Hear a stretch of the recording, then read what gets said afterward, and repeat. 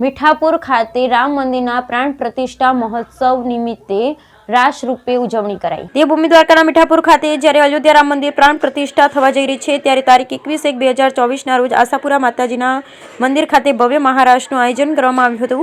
તેની અંદર સ્વયં રીતે આશરે 2000 થી 3000 લેડીઝો દ્વારા મહારાસ રમ્યા। ભગવાન રામલલ્લાની જ્યારે પુણ્ય અયોધ્યામાં વાપસી થઈ છે તેમના ખુશીઓ સાથે ઝૂમી ઉઠ્યા। ત્યારે આ હિન્દુ સનાતન ધર્મના 550 વર્ષ બાદ સનાતન ધર્મની જેમ દિવાળી ઉજવાતી હોય તેવા ઉત્સાહ લોકોમાં જોવા મળી રહ્યા છે।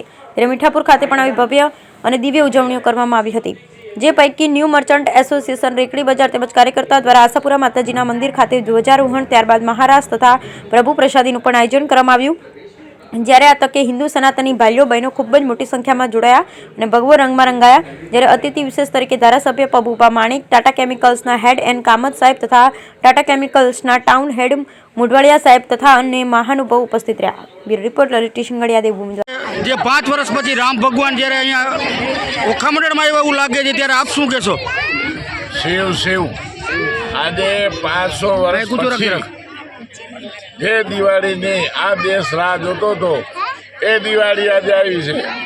આજે મીઠાપુરની અંદર આશાપુરા મંદિરની બાજુમાં ચોક છે, ત્યાં સ્વયંભૂએ બહેનો આ બધા એકબીજાને નક્કી કર્યું કે આપણે કાંઈક આવું કરીએ તો, અને આજે નવીન લાગશે કે કોઈ પણ આખા મીઠાપુરની અંદર સુરતની અંદર બધા બહેનો 4 થી 5000 બહેનો અહીંયા સાંજના 6 વાગ્યાથી એક મહારાસ અને આનંદ ઉજવ્યો કે કાલે રામ ભગવાન આવે છે। આવી જ રીતે આપણે બધા જોઈએ છીએ ટીવીના માધ્યમથી કે આખા દેશની અંદર આવો ને આવો ઉત્સવ છે। ગામડાની અંદર આજે ઘણા ગામડાઓની અંદર ગયો હતો તો ત્યાં બહેનો પછી જે ભાઈઓ બધા પણ એક કાલે દિવાળીની આપણે જે દર વર્ષે દિવાળી માનીએ છીએ એના કરતાં વિશેષ કંઈક આજે બધાને એક અનુભૂતિ થાય છે। અને ખરેખર જ્યારે પણ ભગવાને પણ એમ કીધું છે કે મને અનેક જીવ ત્યારે પુકારશે ત્યારે હું 100% આવીશ।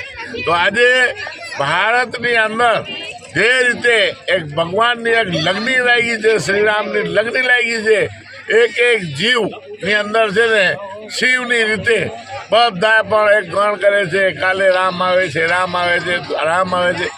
તો જય શ્રી રામ। આપણા માટે ખૂબ ગૌરવની વાત છે કે 500 વર્ષ પછી પ્રભુ શ્રી રામ આપણા અયોધ્યામાં રામલલાના રૂપમાં સ્થાપિત થવાના છે। તો આજે સૌ મહિલા મંડળ આપણે સાથે અહીંયા મળીને સૌ રામ ભક્ત મળીને રામ ઉત્સવનો અનેરો આનંદ માણીશું। ને મીઠાપુરમાં ગૌરવની વાત છે કે એ રાસ મહોત્સવ મીઠાપુર આશાપુરા મંદિરે કરવામાં આવ્યો છે। જય જય શ્રી રામ, જય શ્રી રામ, ભારત માતા કી જય, માતા